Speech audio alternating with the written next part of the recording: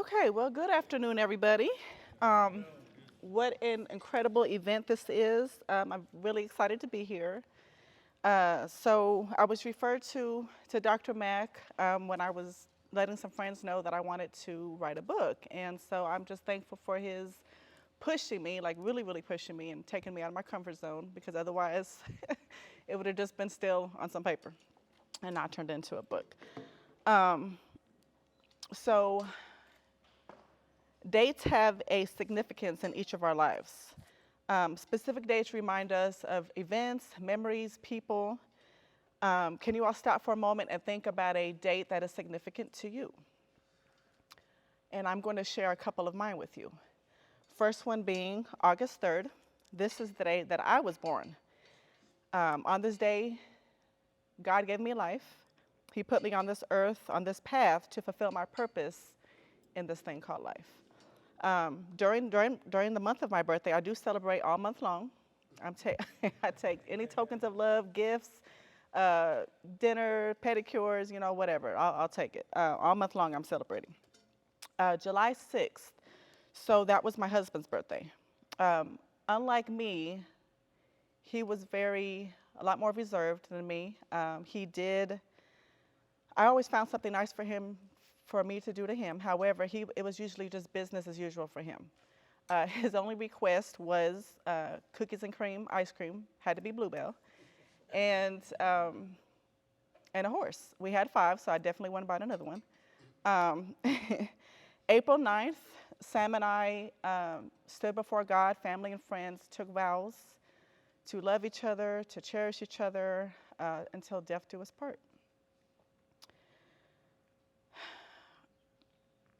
July 12th, we purchased a beautiful home together.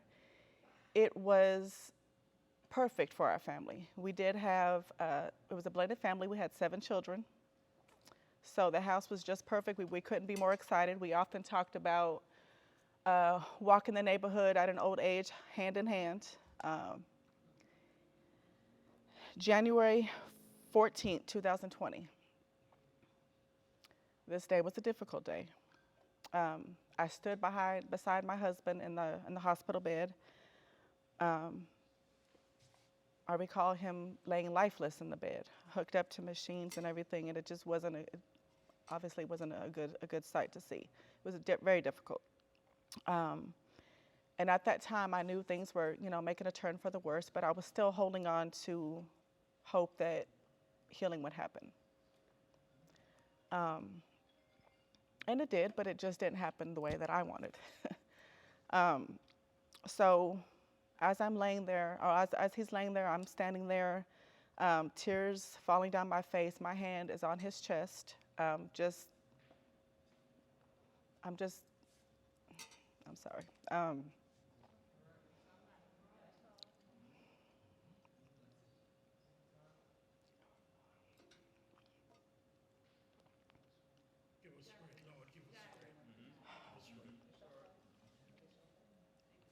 My hand remains on his chest until the last heartbeat. And at that time, you know, I didn't know what was happening. I couldn't believe it was happening. So, losing my husband, it did put me in a dark place, a cocoon-like atmosphere, which I do speak about in my book. It's kind of the transformation of the cocoon into a butterfly. Um, so it did put me in a dark place. I felt sad, alone, confused, just trying to figure out what the future looked like. And every day during the beginning was difficult. I found myself at one point sitting in his closet just to be surrounded by his personal items, just to feel a little bit closer to him.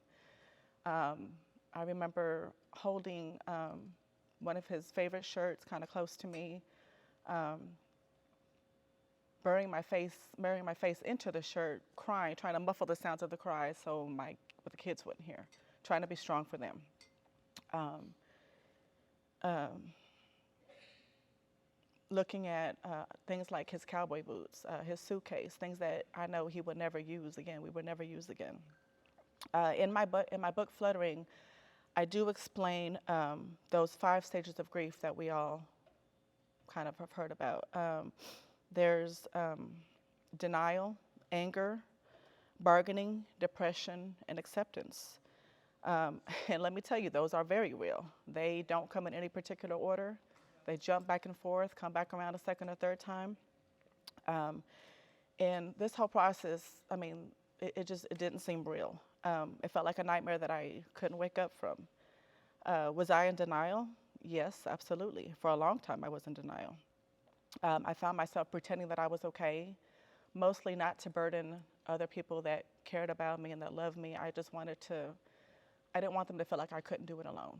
And I couldn't. For a while, I thought I could. I couldn't. I just didn't, I was really just trying to avoid acknowledging my pain, the pain that I was in.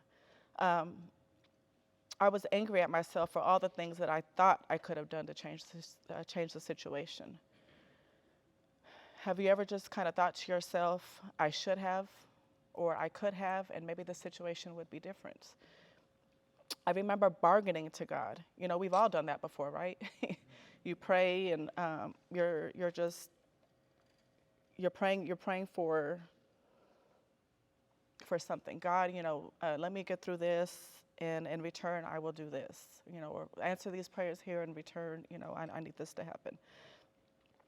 The depression hit me like a ton of bricks, as I'm sure that it would anybody. I wanted to be alone with my thoughts and my feelings and my tears. I didn't want anybody to see what I was really feeling on the inside. I didn't answer calls. I ignored text. I just kind of wanted to be alone. Even now, family gatherings are extremely hard to go to because of his absence. We did those things together. The acceptance didn't come until I realized that we all go through some type of grief. We all experience grief, but if you have not experienced grief yet, just wait a little bit and you will. I kept trying to find a way or find an outlet. I was looking for ways to kind of change my mindset a little bit, as some of us have spoke about. So I kept thinking, what can I do to emerge from this cocoon? I need to break free from how I'm feeling. I need to do something different, because what I was doing, it wasn't working. And I didn't want to stay in that I didn't want to stay in that cocoon. It took me a while to realize that healing doesn't really mean moving on after a loss. It means finding your way through it. You've got to endure some things, some painful memories. And it also includes, still living your life, but you're still allowed to grieve. You have to have a safe space for your grief. And sometimes that may include talking to family and friends that have gone through similar situations. That helps tremendously. And these things, just like triggers, can kind of pop up at any time. You don't know when they're going to come. And all of that is just part of the healing process. There's things that were triggers at one point to me. It would just make me bust out crying. And now I can kind of smile at them and think, okay, well, now it's a memory, and it's not so painful. Of course, it still hurts, but it's not so painful. Grief alone is yours. And yes, it's complicated, but you don't have to manage every aspect of it alone.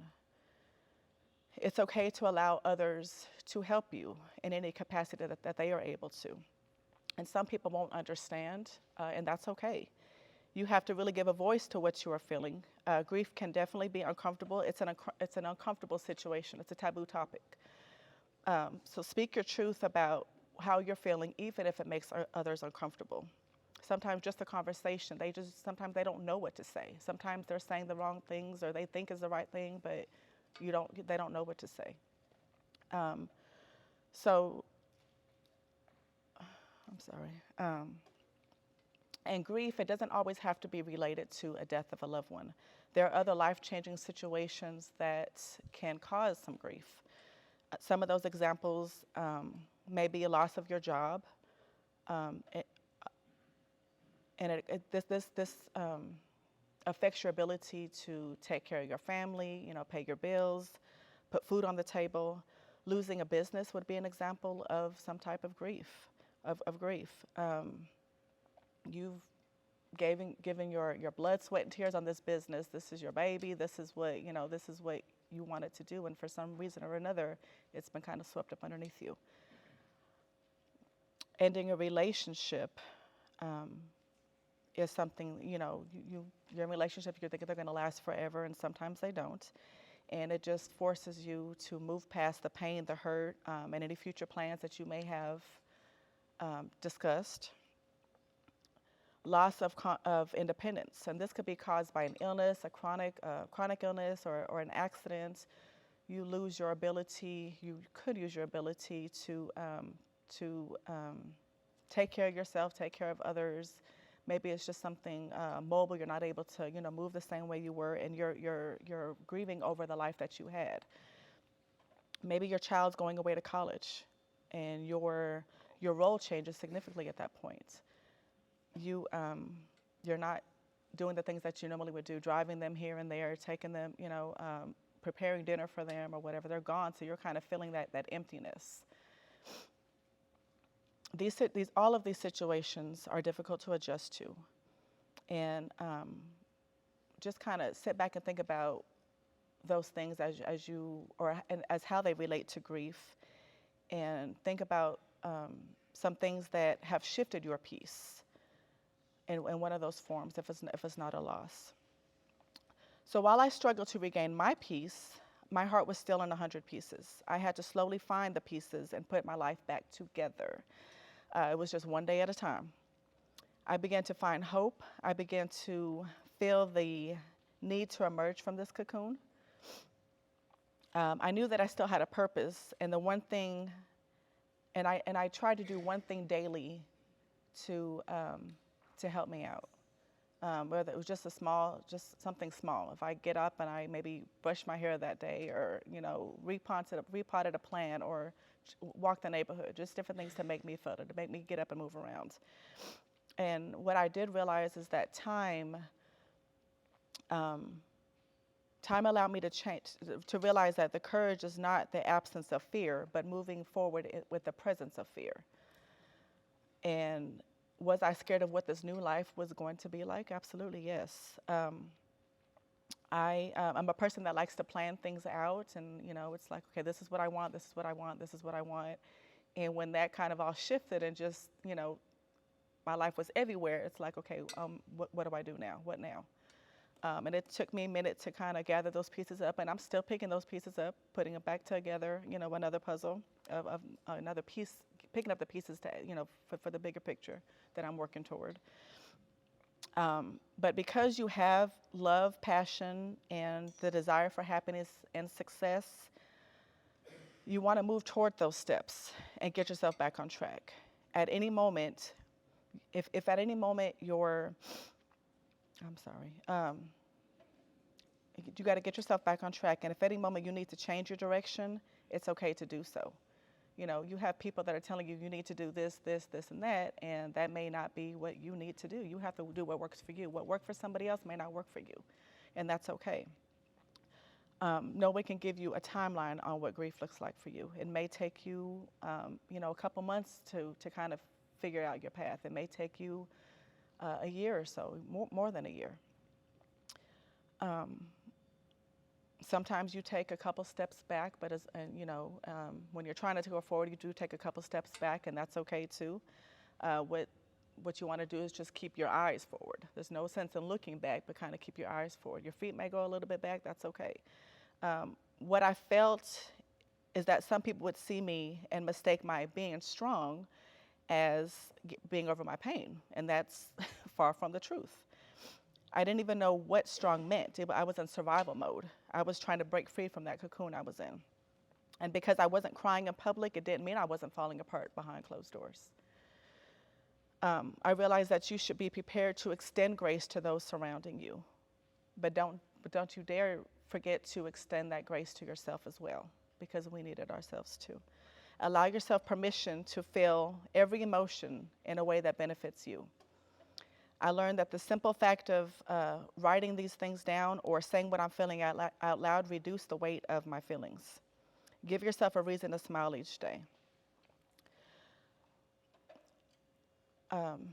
This worked best when I kind of hit a pause button and just kind of stood still and stopped and kind of took in and reflected what happened that day, what happened that week, how something was better this week than it was last week. And healing doesn't require you to move on after a loss. It just, you got to have a safe space for that loss. You've got to be able to vent, how to be able to talk about your feelings. If you're not talking to somebody, write it down. Something that I did that helped me is I spoke on a couple of podcasts. And at that time, I was kind of hesitant about it because I didn't know, okay, who really wants to hear my story if they're not going through it? It's a sad story. It's not, but after talking to other people and listening to other people going through the same thing, it kind of opened up my eyes a little bit as to how many people want to talk about grief. And that's how I ended up writing the book. So I know I'm probably out of time. Okay. So basically, I just want everybody to know that you have a purpose and you can find a purpose in your pain, whatever that pain may look like. My favorite scripture is Philippians 4:13. I can do all things through Christ who strengthens me. And God has definitely given me the strength and helped me deal with this grief and be able to carry on day to day. I'm definitely better today than I was last year, and I'll be better next month than I am today. You just got to kind of move forward in a way that works for you.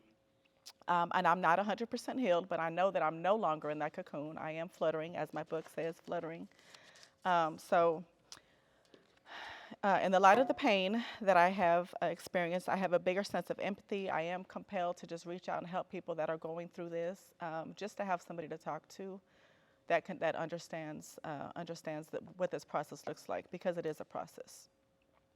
So whether your grief consists of passing of loved one or any other life-changing event, just know that you have a bigger purpose, and that your timeline on healing is going to be different, but it can be done. It definitely can be done. So if you want to meet me at my table, you can purchase a book, and inside there I can date, we were talking about dates earlier, and I can put today's date as a day that you are ready to break free from your cocoon and soar like the butterfly that you were meant to be. Thank you.